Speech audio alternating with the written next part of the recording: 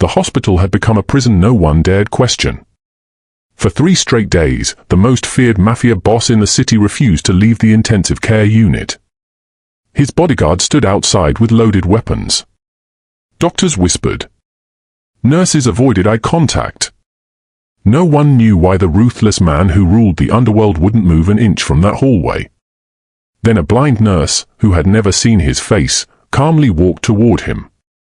She stopped just inches away, tilted her head, and spoke a single name. Not his public name. Not the name his enemies feared. But the name only one person had ever called him. The name he had buried 25 years ago. The color drained from his face. His knees nearly gave out. And for the first time anyone could remember, the Mafia boss was afraid. Because if she knew that name, she knew the truth he had spent his entire life trying to forget. The rain had not stopped for hours. Heavy drops slammed against the glass walls of St. Gabriel's medical center, washing the city in silver as ambulance sirens echoed through the empty streets. Inside the hospital, however, the greatest source of fear wasn't the storm outside. It was the man sitting silently at the end of the intensive care unit corridor. Everyone knew who he was. No one dared say his name out loud. He was the most feared Mafia boss in the country. A man whose empire stretched from shipping ports to luxury hotels, whose enemies vanished without warning, and whose cold stare alone had made hardened criminals surrender. Newspapers called him untouchable. Police called him a ghost. His own men simply called him boss. For 3 days, he had refused to leave the hospital. Not once. Not even for food. Not even to sleep. He sat in the same black leather chair outside ICU room 7, his tailored charcoal suit untouched despite the long hours. His expensive watch ticked quietly beneath the fluorescent lights, while his fingers remained clasped together as if he were holding himself back from something far more dangerous than violence. Around him stood nearly 20 armed bodyguards dressed in black. They formed an unbreakable wall throughout the hallway. Every visitor was searched. Every doctor was questioned. Every nurse entering the intensive care unit was escorted by security. Patients whispered nervously. Families hurried past with their heads lowered. Some even cancelled visits altogether after hearing that the infamous Mafia boss had taken over an entire hospital floor. The hospital administrator had considered calling the authorities. Then he remembered who the man was. Instead, he instructed everyone to cooperate. It won't be forever, he told the frightened staff. But nobody believed him. The atmosphere grew heavier with each passing hour. Doctors discussed the mystery during brief coffee breaks. Who could possibly be inside room 7, one surgeon whispered. A politician? A witness? Maybe his wife? Another nurse shook her head. They checked the patient records. The name isn't related to him. Then why is he still here? No one had an answer. Even the Mafia boss's closest lieutenant looked confused. Twice he approached his boss. Twice he quietly suggested returning to the estate where it would be safer. Each time, the answer was exactly the same. I'm not leaving. Nothing more. Nothing less. There was no anger. No threat. Just quiet certainty. It frightened his own men more than shouting ever could. Because they had followed him for nearly 20 years, and not once had they seen him ignore business, meetings, or danger for anyone. Whatever was happening inside room 7 mattered more than his entire empire. Late that afternoon, the elevator door slid open with a soft chime. A young nurse stepped out. Unlike everyone else, she didn't hesitate. She held a white mobility cane in one hand, gently sweeping it across the polished floor as she walked. Her calm expression never changed, even as whispers followed her down the hallway. She was blind. The hospital staff knew her well. Despite losing her eyesight years earlier, she had become one of the most compassionate nurses in the building. Patients often said she somehow noticed pain faster than those who could see. As she approached the guarded corridor, several bodyguards instinctively moved to block her path. "Restricted area," one of them said firmly. She smiled politely. "I'm assigned to ICU room 7. The guard hesitated. Before he could respond, the Mafia boss slowly lifted his head. His cold eyes rested on the blind nurse for the first time. The hallway fell silent.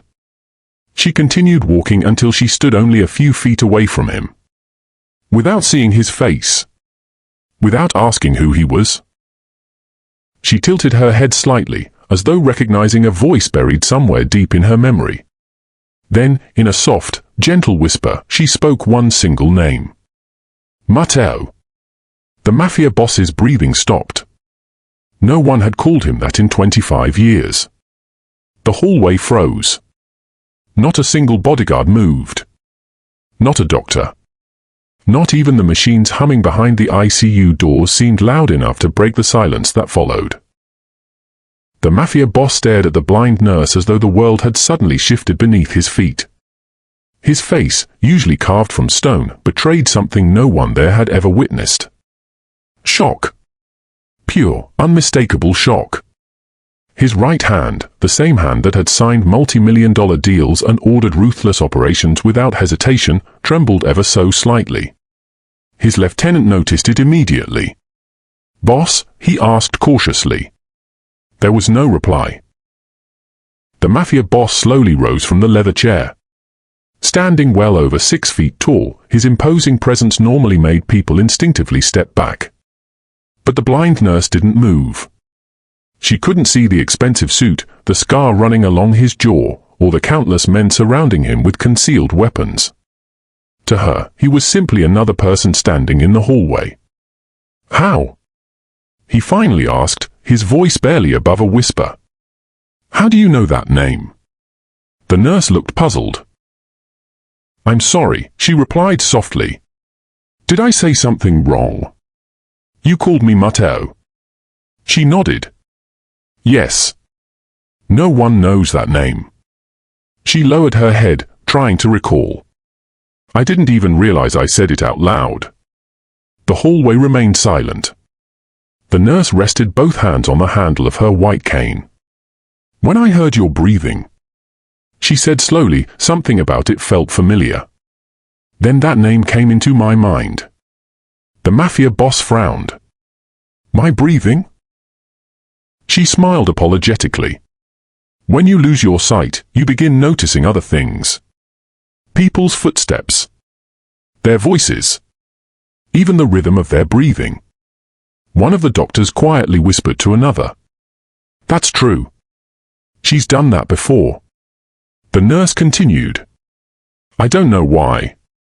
It's almost like I've heard you breathe before." The Mafia boss's heart pounded. Impossible. 25 years had passed. The little boy named Matteo had disappeared forever. After the fire. After the blood. After the night that destroyed his family. He had buried that name along with his childhood. The world only knew him by the ruthless identity he had built afterward. No one living should know the name Matteo. No one. Unless... His thoughts drifted back to a tiny coastal village where life had once been painfully simple. Before the power. Before the money. Before fear became his greatest weapon. He remembered running barefoot through narrow streets lined with olive trees. He remembered laughing. His mother singing while hanging laundry outside their small stone house. His father carving wooden toys in the workshop. And one elderly woman who lived 3 houses away. She wasn't family by blood. But everyone called her Nonna Rosa. Whenever neighborhood children scraped their knees or got into trouble, they ran to her little bakery. She always greeted them the same way. "There you are, little Matteo." Her warm voice echoed so clearly in his memory that it almost hurt. She baked fresh bread every morning. She made sweet lemon pastries every Sunday. And whenever Matteo's parents argued about money, Nonna Rosa quietly wrapped extra food in brown paper and left it outside their door before sunrise. She never wanted credit. She simply cared. The Mafia boss closed his eyes. He hadn't thought about her in decades. Then came the fire. The night armed men stormed the village searching for his father. The screams. The smoke. The burning rooftops. His mother pushing him toward the back door. "Run, Matteo!" He had obeyed. When he looked back, everything he loved was gone. The frightened 10-year-old wandered alone until strangers found him hundreds of miles away. By then, Matteo no longer existed. Only survival remained.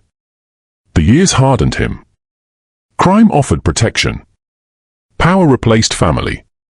Fear replaced trust. Eventually, people forgot the frightened orphan. They only knew the man who ruled the underworld. Until today. His eyes opened again. He looked directly at the blind nurse. "What is your name?" "Clara," she answered. "Clara, who taught you the name Matteo?" She frowned. "I wish I knew. You must remember." She shook her head. "I've heard it since I was little." "From who?" "I?" She hesitated. There was an old woman. The Mafia boss's pulse quickened.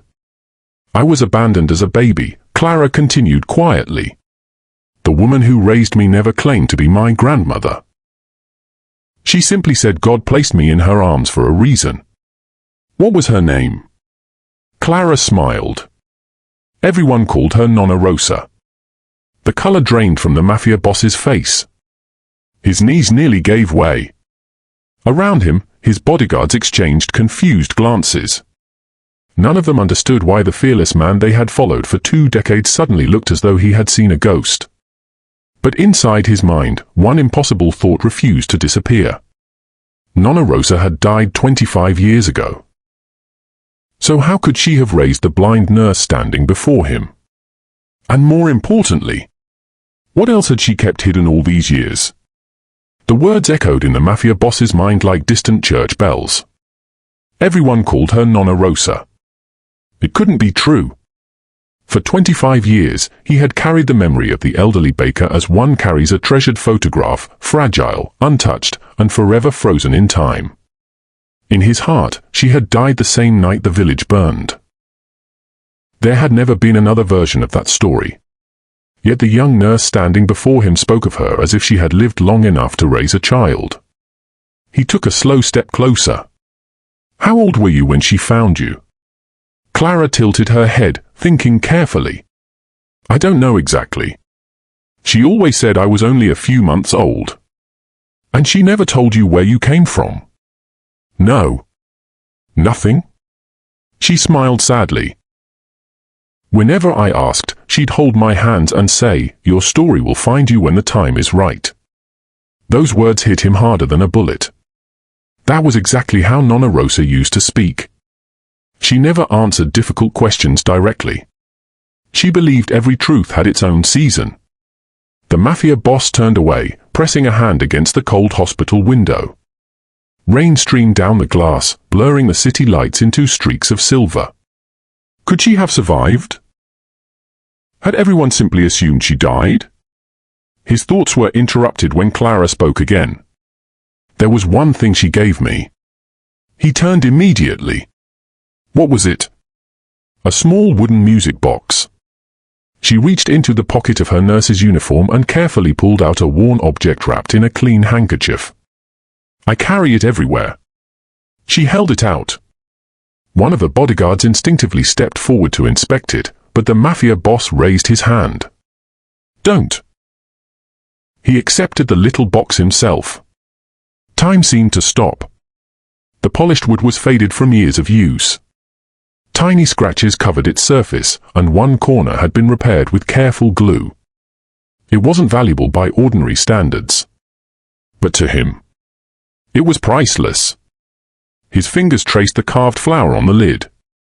A lily. His father had carved that exact design. Years ago, before everything fell apart. He slowly opened the lid. The tiny melody inside no longer played perfectly. Several notes were broken, producing a soft, uneven tune. Yet he recognized it instantly. It was the lullaby his mother used to sing every night before bed. His breathing became unsteady. "Where?" he whispered. "Did she get this?" Clara shrugged gently. She only said it belonged to a little boy who loved it very much. The hallway disappeared around him. He was no longer a feared mafia boss. He was 10 years old again. He remembered crying because he dropped the music box into a muddy stream while playing with friends. He'd searched for hours.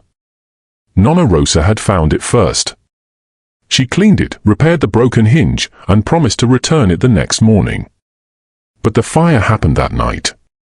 He never saw the music box again. Until now. Tears threatened to fill his eyes. He quickly blinked them away before anyone noticed. His lieutenant had served him faithfully for nearly 20 years. Never, not once, had he seen his boss lose composure. Something extraordinary was happening. The lieutenant quietly signaled the other guards to keep everyone back. This conversation was no longer ordinary. The mafia boss looked back at Clara. "When did Nonna Rosa pass away?" Clara lowered her head. 6 years ago. He closed his eyes. So she had lived. She had survived. While he spent decades believing every person who had ever loved him was gone, one had remained alive all along. The guilt settled heavily on his shoulders. Why hadn't he looked? Why hadn't he returned? Money. Power. Revenge. Those had consumed every waking moment of his life. He had searched endlessly for the men responsible for destroying his childhood. But he had never searched for those who might have survived it. "I failed her," he murmured. Clara frowned. "I'm sorry." He shook his head. "Nothing." She hesitated before speaking again. There was one more thing. His eyes met hers. "Before she died, she asked me to give something to a man named Matteo." His heart skipped. "You knew where to find him?" "No." "Then how?" "I didn't." She smiled softly. "I thought maybe God would arrange it someday." She reached inside another pocket and carefully removed a yellowed envelope. The edges were worn with age, but the seal remained intact. Written across the front in elegant handwriting were only 4 words. "For my little Matteo." The handwriting was unmistakable. Nonna Rosa's. The mafia boss stared at the envelope without touching it. His hand suddenly felt too heavy. Too guilty. "What did she tell you?" he asked quietly. "She said never to open it." "And you didn't?" Clara shook her head. "A promise is a promise." He swallowed hard. For 25 years, that letter had waited for him. 25 birthdays. 25 Christmases. 25 years of unanswered questions. Slowly, almost reverently, he accepted the envelope. His fingers trembled. The paper felt impossibly fragile. As though one careless movement might erase the last connection to the only peaceful days he'd ever known. Before he could break the seal, a loud voice echoed from the far end of the corridor. "Boss!" Every bodyguard instantly reached for his weapon. One of the security men sprinted toward them, breathing heavily. "We've got a problem." The lieutenant stepped forward. "What happened?" The guard glanced nervously at Clara before lowering his voice. "Our surveillance team just identified 3 armed men entering the hospital through the emergency wing." "Who are they?" "They're not patients." The guard's expression hardened. "They belong to the Romano family." The mafia boss's face became cold once more. The Romano family. His oldest and deadliest enemies. "They've somehow learned you're here." The lieutenant immediately barked orders. "Lock down every entrance. Double the guards around this floor." Within seconds, the peaceful hospital transformed into a fortress. Doctors rushed patients into secure rooms. Nurses hurried families away from the corridor. Bodyguards formed a protective circle around the Mafia boss. But he wasn't thinking about himself. His eyes were fixed on Clara. If the Romanos had discovered his greatest secret, then the blind nurse holding the key to his past had just become the most dangerous target in the hospital. Within seconds, the quiet hospital descended into controlled chaos. Doctors hurried patients into their rooms. Nurses pulled frightened families away from the intensive care unit. Security officers locked every entrance leading to the East Wing, while the Mafia boss's bodyguards spread through the hallways with military precision. The smell of disinfectant mixed with fear. For the first time in years, the Mafia boss wasn't worried about himself. His eyes never left Clara. She stood exactly where she had been, clutching her white cane and listening to the hurried footsteps surrounding her. She couldn't see the panic, but she could hear it. "What is happening?" she asked softly. The Mafia boss walked toward her. "You need to leave." She frowned. "I can't. My patience. I'm not asking as a visitor." His voice became firmer. "I'm telling you." She smiled politely. "I appreciate your concern, but I have responsibilities." He almost laughed. Even now, with danger closing in, she thought first about her patients. She reminded him so much of Nonna Rosa, always placing others before herself. The lieutenant approached quickly. "Boss." "What?" "Our men have confirmed it." "The Romanos?" "Yes." They entered through the emergency department disguised as visitors. "How many?" "At least 6. The Mafia boss's jaw tightened. 6 wasn't an attack. It was an extraction team. They had come for someone. His eyes returned to Clara. They weren't here for him. They were here for her. Someone had discovered that the blind nurse meant something to the man who feared nothing. That alone made her valuable. Very valuable. He turned toward 2 trusted guards. "Take Miss Clara to the underground parking garage." "No." Everyone looked at Clara. She stood straight, gripping her cane. "I'm not running." One guard blinked in surprise. "Miss, these men are dangerous." "So I've gathered." "You don't understand." "I understand enough." She faced the direction of the Mafia boss's voice. "If innocent people are in danger because of me, I won't make things worse by causing panic." Her calmness unsettled everyone. The Mafia boss studied her silently. She wasn't fearless. He could hear the slight tremble in her breathing. She was simply choosing courage over fear. A choice he hadn't seen in a very long time. Before he could respond, a loud crash echoed from the opposite end of the hallway. Glass shattered. Patients screamed. Then came the unmistakable sound of gunfire. 3 sharp shots. Pop. Pop. Pop. The bodyguards reacted instantly. "Protect the boss." The corridor exploded with movement. Several guards rushed toward the sound while others formed a shield around the Mafia boss and Clara. Hospital alarms began blaring overhead. Code black. Code black. Security emergency. Doctors pushed patients into operating rooms and barricaded the doors. The Mafia boss calmly reached beneath his suit jacket. His lieutenant immediately handed him a compact pistol fitted with a suppressor. Clara heard the metallic click. She turned toward him. "You carry a gun." He didn't answer. She sighed softly. "I already knew." That surprised him. "How?" "People who spend their lives protecting others don't breathe the way you do." "And how do I breathe?"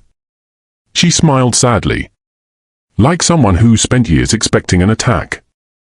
His expression softened for a brief moment. She understood more than anyone realized. Another guard ran toward them. "Boss!" "What now?" "They've reached the west staircase." "How?" They knew exactly where to go. Someone had leaked information. There was no other explanation. The hospital's layout wasn't public. Neither was the location of ICU Room 7. Someone inside the building had helped the Romanos. The Mafia boss immediately looked toward the nurses' station. Several staff members were crying. Others looked terrified. Then he noticed one orderly quietly slipping into a restricted hallway. Without telling anyone. Without looking back. "Stop him." 2 bodyguards sprinted after the man. The orderly broke into a run. Within seconds they tackled him to the floor. A cell phone slid across the polished tiles. The lieutenant picked it up. The screen was still active. One message glowed brightly. "Target confirmed. Blind nurse. Payment upon delivery."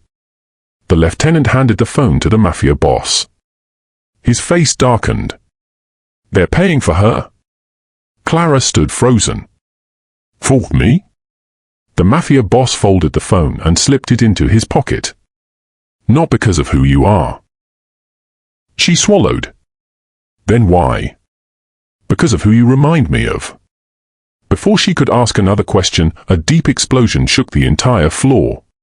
Dust drifted from the ceiling. Emergency lights flickered. The attackers had blown open the service entrance. "They're inside," a guard shouted. The Mafia boss made a decision. "We move now." He gently took Clara's hand. She stiffened for only a second before relaxing. His hand was surprisingly warm. Strong. Protective. He guided her through the maze of corridors while his guards surrounded them. The hospital had become a battlefield. Broken glass covered the floor. Medical carts lay overturned. Patients hid inside supply closets while nurses whispered prayers. As they turned a corner, 3 armed men appeared. "There he is." Gunfire erupted. The bodyguards pushed the Mafia boss and Clara behind a concrete support wall. The exchange lasted only seconds. When the shooting stopped, silence returned. The attackers lay disarmed. The Mafia boss didn't even glance at them. His only concern was Clara. "Are you hurt?"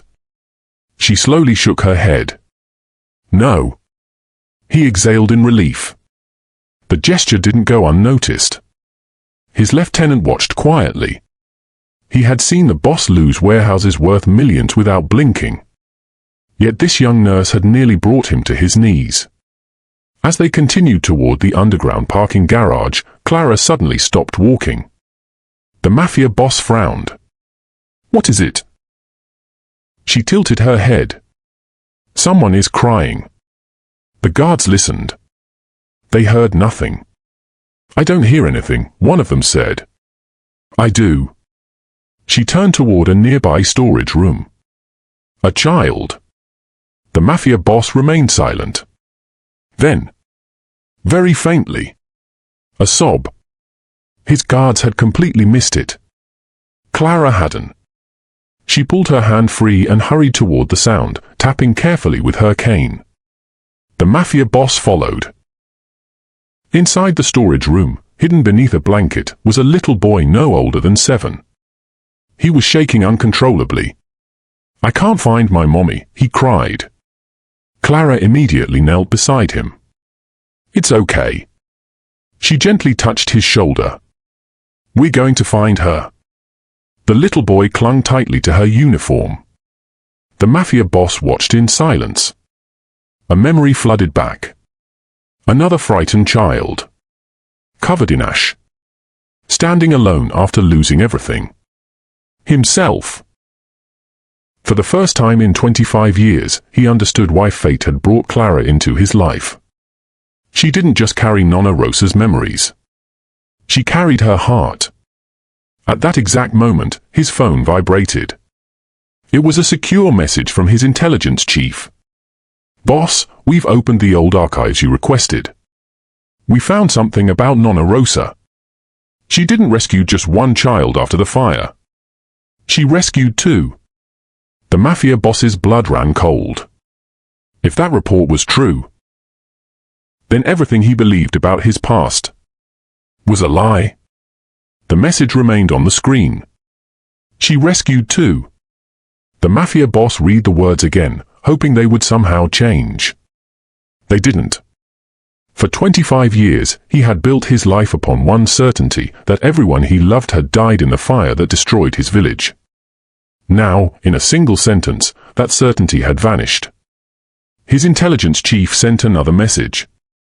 We've located documents in the church archives. The parish priest kept handwritten records after the fire. You need to see them immediately. The Mafia boss slipped the phone back into his pocket. Clear the route, he ordered. His lieutenant nodded. Yes, boss. Within minutes, the remaining Romano gunmen had either fled or been captured by the bodyguards. Police sirens could already be heard approaching the hospital, but the Mafia boss had no intention of staying to answer questions. Not today. Today, he needed the truth. 2 hours later, a convoy of black SUVs stopped outside a small stone church on the outskirts of the city. The building was nearly forgotten by time. Its weathered bell tower leaned slightly to one side, and ivy climbed the old walls. Inside, an elderly priest waited quietly beside a wooden table. Stacks of dusty ledgers rested before him. The priest looked up as the Mafia boss entered. For a long moment, neither man spoke. Then the priest smiled gently. I wondered if you would ever come back, Matteo. The name struck him again.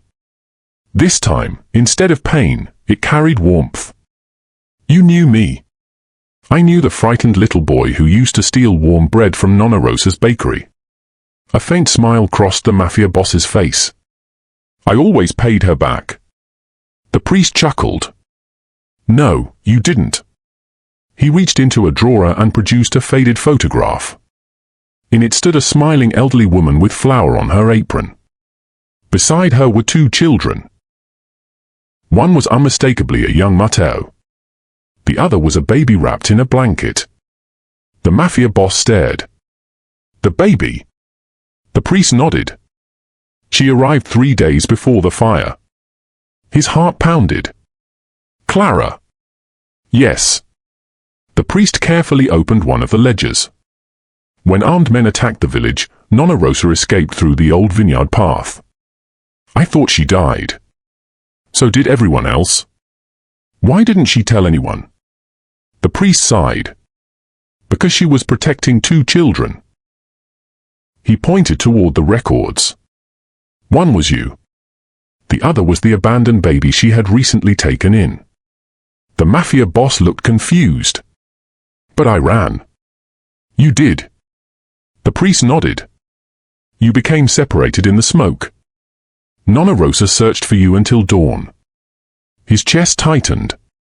She never found me. No. The priest lowered his eyes.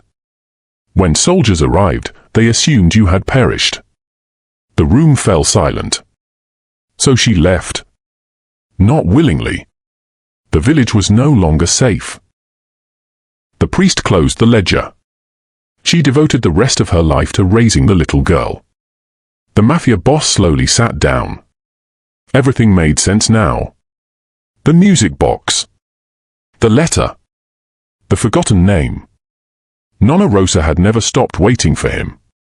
Back at the hospital, Clara sat beside the little boy she had rescued. His mother had finally been found, and the reunion brought tears to nearly everyone who witnessed it. As the child hugged his mother, Clara smiled. She couldn't see them. But she could hear happiness. It was enough. A familiar voice interrupted her thoughts. May I sit here? She smiled. I knew you'd come back. The Mafia boss sat beside her. For several seconds, neither of them spoke. Finally, he handed her the unopened envelope. I think we should read it together. She nodded. You open it.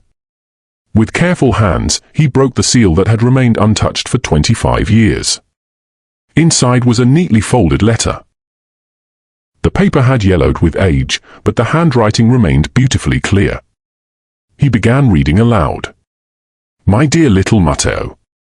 If you are reading this, then God has answered the prayer I whispered every night after the fire. First, know this. None of what happened was your fault. The Mafia boss stopped reading. His eyes blurred. Clara gently placed a hand on his arm. He continued. You were only a little boy. You survived because your mother wanted you to live. Never carry guilt for obeying her final wish. I searched for you until my legs could no longer carry me. When I couldn't find you, I prayed that somewhere you had found kindness. God answered my prayer in another way. 3 days before the fire, someone left a baby girl at my door. I named her Clara because she brought light into my darkest days. Clara covered her mouth. Tears rolled silently down her cheeks. The Mafia boss continued reading through his own tears.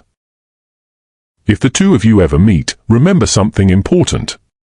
Families are not always born. Sometimes they are found. If life has made your heart hard, let hers soften it. If life has taken away her hope, lend her yours. Take care of each other. That is all I ever wanted. With endless love. Nonna Rosa. Neither of them spoke. The letter rested quietly between them. For the first time in decades, the Mafia boss cried openly. Not from weakness. Not from defeat. But from relief. Years of guilt poured out in silent tears. Clara gently squeezed his hand. You found your family. He looked toward her. So did you? Weeks passed. The attack on the hospital made national headlines. The Romano family was dismantled after authorities uncovered years of criminal activity, thanks to evidence anonymously delivered to investigators. No one knew who had sent it. The Mafia boss never admitted anything. He simply closed another painful chapter of his life. But something inside him had changed. Business meetings became less frequent. The endless cycle of revenge no longer interested him. Instead, he quietly began selling properties connected to violence and using the money for something entirely different. Hospitals. Children's shelters. Schools. His advisors couldn't understand it. Boss, one of them asked. Why spend billions helping strangers? He smiled. They're only strangers until someone chooses to care. 3 months later, St. Gabriel's Medical Center held a special ceremony. Doctors, patients, nurses, families, even local reporters gathered outside the newly renovated pediatric wing. A large blue ribbon stretched across the entrance. The hospital director stepped to the microphone. Today, she announced, we dedicate this children's wing to the memory of a woman whose kindness changed countless lives. She gently pulled away the covering. The plaque beneath read, the Nonna Rosa Children's Center. Because one act of kindness can echo for generations. The crowd applauded. Clara stood nearby, smiling through tears. She felt someone stand beside her. You didn't tell me, she whispered. I wanted it to be a surprise. She laughed softly. She would have loved this. I hope so. A renowned eye specialist from overseas soon arrived at the hospital. The Mafia boss had personally arranged every detail. After weeks of examinations, the surgeon approached Clara. I believe your condition can be treated. She froze. Are you certain? There are risks. But there is hope. Hope. It was a word she had given countless patients over the years. Now someone was giving it back to her. The surgery was scheduled for the following month. The Mafia boss remained in the waiting room for every minute of it. Just as he had refused to leave before. Only this time. He wasn't waiting because of fear. He was waiting because of love. Hours later, the surgeon emerged. It was successful. The Mafia boss closed his eyes in gratitude. Several days later, the bandages were finally removed. Light flooded Clara's vision for the first time in years. Everything appeared blurry. Shapes slowly sharpened. Colors returned. The first face she ever truly saw was his. She studied him quietly. The scar along his jaw. The tired eyes. The sadness that still lingered beneath his calm expression. Then she smiled. "I always imagined you looked frightening." He laughed. "And? You don't. What do I look like?" She reached up and gently touched his face. "You look like someone who carried too much pain for too long." His eyes filled with tears again. "You really can see." "I can." She laughed through happy tears. "And you're exactly where your breathing said you'd be." 1 year later, children filled the halls of the Nonna Rosa Children's Center with laughter. The once feared Mafia boss became known for something entirely different. Not everyone forgot his past. Some never forgave it. He understood. Certain scars never disappear. But every morning, he walked through the children's wing carrying fresh bread from a local bakery. A quiet tradition inspired by the woman who had once fed hungry children without asking for anything in return. One little girl tugged on his sleeve. "Mr. Mateo?" He looked down. "Yes? Are you the owner of this hospital?" He smiled. "No." She looked confused. "But everyone says you're the boss." He laughed softly. "I used to think being a boss meant having people fear you." He glanced toward Clara, who was helping a young patient learn to walk again. "Now I know it means giving people a reason to hope." The little girl smiled. "I like this kind of boss better." "So do I."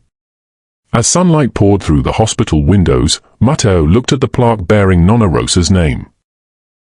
For years, he had searched for revenge. In the end, he found something far more powerful. A forgotten name. A long-lost family. And the kind of love that could heal even the hardest heart. Sometimes, the strongest people aren't the ones who never cry, they're the ones who finally allow themselves to heal. Mateo spent years believing that power, fear, and revenge would fill the emptiness left by his past. But all it took was one forgotten name, spoken by a blind nurse with a compassionate heart, to remind him that kindness can survive even the darkest tragedies. What part of this story touched you the most? Was it Nonna Rosa's unconditional love, Clara's courage despite her blindness, or Mateo's journey from fear to redemption? Share your thoughts in the comments below. If this story moved you, please like this video, subscribe to the channel, and turn on the notification bell so you never miss our next powerful Mafia story filled with mystery, emotion, and unforgettable twists. Thank you for watching, and I'll see you in the next story.